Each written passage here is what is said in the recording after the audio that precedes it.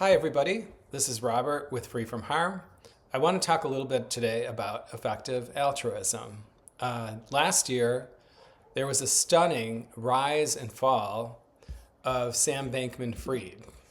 And there's been a lot of critiques and a lot of defenses of effective altruism in connection to that. Some saying that you can't discount Sam Bankman-Fried as just one bad apple syndrome, but that he was actually supported by a culture and community of effective altruism. But in any case, I'm not interested in debating all that because it has been debated quite a bit, actually. Instead, I'd like to focus on just one particular point that I think has been missing from the discussions that at least I've heard. First, I'd like to just point out how we see social change happening, playing out, and succeeding around the world. Largely through grassroots, people-powered social movements, both in the past and the present. And those are the true catalysts for change. These movements are made up of real people, often people of very meager means, but yet making huge sacrifices for a cause that they care passionately about.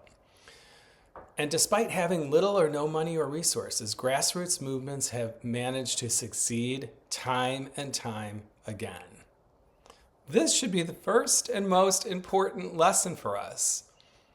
To dig into this deeper, I would suggest looking into the work of Erica Chenoweth, who has studied hundreds of social movements around the world since in the last span of like the last century or more.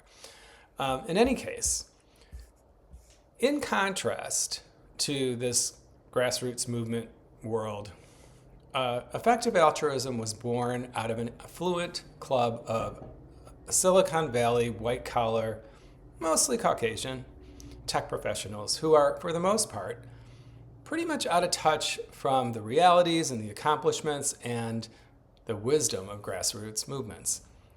Most have not had to struggle in any social movement or participate in one. They've never had to, right?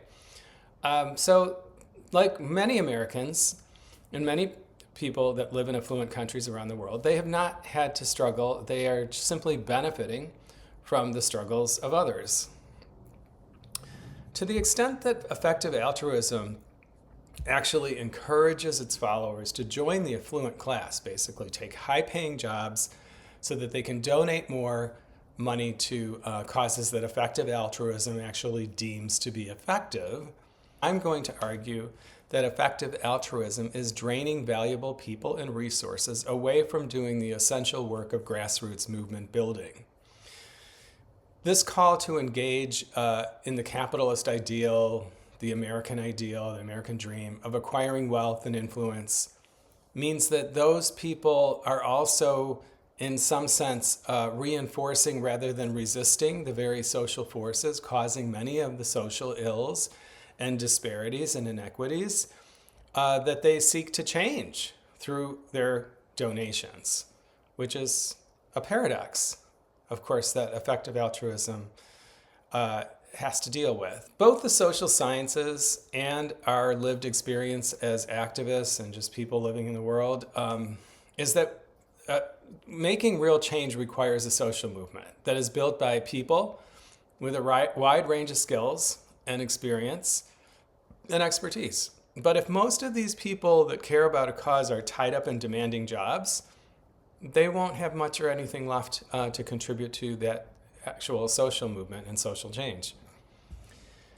While money is needed by movements, social change is largely a volunteer-driven craft that doesn't have a dollar sign over its head. Donating money is no replacement for taking real action to make change, which requires the difficult work of changing hearts and minds, building popular support, and activating large numbers of supporters of varying ages, classes, and means.